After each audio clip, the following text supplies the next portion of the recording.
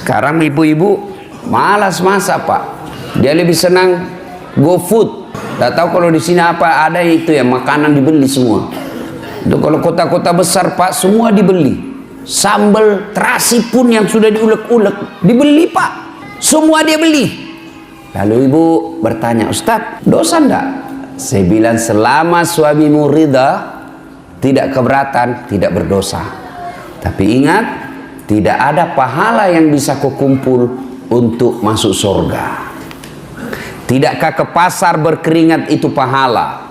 Tidakkah mengulek-ulek itu kalian capek pahala? Tidakkah anda ibu memasak itu pahala? Ketika proses itu tidak kita alami, proses membeli ke pasar, proses memasak, proses menggoreng, tidak ada semua proses itu, maka tidak ada pahala yang kalian dapat. Dan ketika pahala anda tidak ada, maka apa harapanmu masuk ke dalam surga?